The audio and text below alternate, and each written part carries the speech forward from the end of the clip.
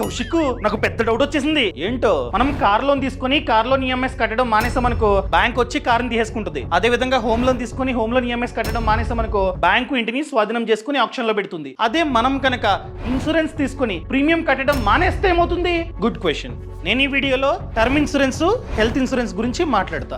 సరే ముందుగా term insurance. Example గా నువ్వు టర్మ్ ఇన్సూరెన్స్ తీసుకున్నావు, ఇయర్లీ ప్రీమియం ని చూస్ చేసుకున్నావు. ఈ రోజు రెన్యువల్ కి లాస్ట్ డేట్ అనుకుందాం. ఈ రోజు రెన్యువల్ చేసుకోవాలి కానీ మర్చిపోయావు. సో ఈ రోజు నుంచి 30 డేస్ వరకు నీకైతే గ్రేస్ పీరియడ్ ఉంటుంది. ఈ 30 డేస్ లో ఎప్పుడైనా సరే రెన్యువల్ చేసుకోవచ్చు డబ్బులు కట్టి. ఈ 30 డేస్ లోపు నీకు రిస్క్ అయినా కూడా ఇన్సూరెన్స్ కంపెనీ కవరేజ్ ని ఇవ్వాల్సిందే.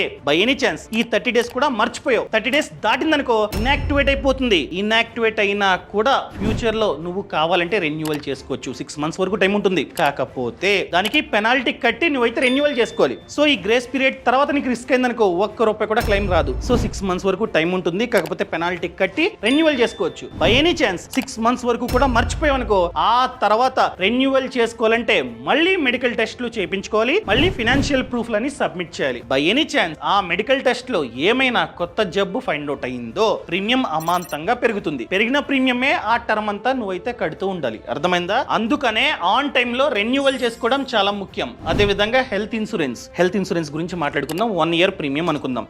ఒకవేళ కట్టడం మర్చిపోయావా ఆన్ టైమ్ లో 30 డేస్ గ్రేస్ పీరియడ్. సేమ్ ఈ 30 డేస్ దాటిందా అది ఇన్యాక్టివ్, పర్మనెంట్ గా ఇన్యాక్టివ్. దాన్ని మళ్ళీ రెన్యువల్ చేసుకోవడానికి అవ్వదు. 30 డేస్ లో అయితే డబ్బులు కట్టి రెన్యువల్ చేసుకోవచ్చు వితౌట్ పెనాల్టీ. కానీ 30 డేస్ దాటిందా ఇన్యాక్టివ్ అనమాట. వేరే ప్లాన్ ని మనమైతే తీసుకోవాల్సిందే. అలా వేరే ప్లాన్ తీసుకుంటే pre existing diseases waiting period first నుంచి స్టార్ట్ అవుతుంది. 3 ఇయర్స్ 4 ఇయర్స్ ఉంటుంది. మళ్ళీ ఫస్ట్ నుంచి కౌంట్. దాన్ని క్యారీ ఫార్వర్డ్ చేసుకోవడానికి అవ్వదన్నమాట. సో అందుకనే హెల్త్ ఇన్సూరెన్స్ తీసుకుంటున్నట్లయితే ఆన్ టైమ్ లో రెన్యువల్ చేసుకోండి. అర్థమైంది Kaushik? Thank you.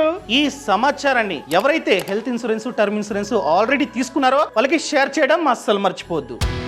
Boss Wallah, be the boss.